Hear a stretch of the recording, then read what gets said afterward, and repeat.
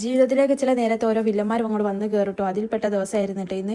അങ്ങനെ KMCT ഹോസ്പിറ്റലിലൊക്കെ ആയിരുന്നു ഞാൻ പോയത്. എനിക്ക് തന്നെ അതിന് തകരാറ് കേട്ടോ. എൻ്റെ മേലെ വില്ലൻ വന്ന് കയറിയത്. ഏതാനും വേണ്ടിയില്ല KMCT ഹോസ്പിറ്റലിൽ പോട്ടെ വിചാരിച്ചിട്ട് അങ്ങനെ KMCT ഹോസ്പിറ്റലിൽ ഒരുവിധം അസുഖം വന്നാലൊന്നും കാണിക്കാൻ പോകാത്ത ഒരാളാണ് ഞാൻ കേട്ടോ.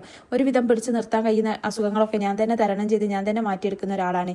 എന്നിട്ട് നിവർത്തികേട് കൊണ്ട് പിന്നെ വീട്ടിൽ അങ്ങനെ പോയതാട്ടോ. ഹെൽത്ത് സെന്ററിൽ ഒന്ന് ചെറുങ്ങനെ കാണിച്ചു നോക്കി. എന്നിട്ട് മാറുന്നില്ല എന്ന് കണ്ടപ്പോഴാണ് നമ്മൾ KMCT ഒരുവിധം ഡോക്ടർ കുറേ മരുന്നും കേട്ടോ എഴുതിക്കണം കേട്ടോ. എന്നിട്ടും ഡോക്ടർ അസുഖം കാര്യമായിട്ടൊന്നും പറഞ്ഞിട്ടില്ല. ഡോക്ടറോട് ചോദിച്ചു ഇതാണ് അസുഖം അങ്ങോട്ട് ചോദിച്ചിട്ടും ഡോക്ടർ അതാണെന്നൊന്നും പറഞ്ഞിട്ടില്ല. ഏതായാലും ഞാനിത് അവിടെ കുറച്ച് മരുന്നും കാര്യങ്ങളൊക്കെ അങ്ങോട്ട് വാങ്ങിട്ടോ.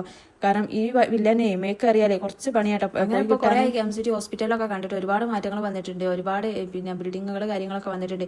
ഇവിടെ ഒരുപാട് കോഴ്സ് കാര്യങ്ങളൊക്കെ പഠിപ്പിക്കുന്ന വലിയൊരു ഹോസ്പിറ്റലും ആണ്. അതുപോലെ പിന്നെ ഹോസ്പിറ്റലും ആണ്. അതേമാതിരി ഒരുപാട് പഠിക്കുന്നവരുണ്ട്. അതുകൊണ്ട് എനിക്ക് പേടിയാണ്. പഠിക്കുന്നവരും നമ്മളെ അങ്ങനെ ചികിത്സിക്കാവുന്ന. അതിനുശേഷം ഞാൻ പഠിച്ച സ്കൂളിലൂടെ ഒന്ന് ചുറ്റി കറങ്ങി പോയോക്കിട്ടോ.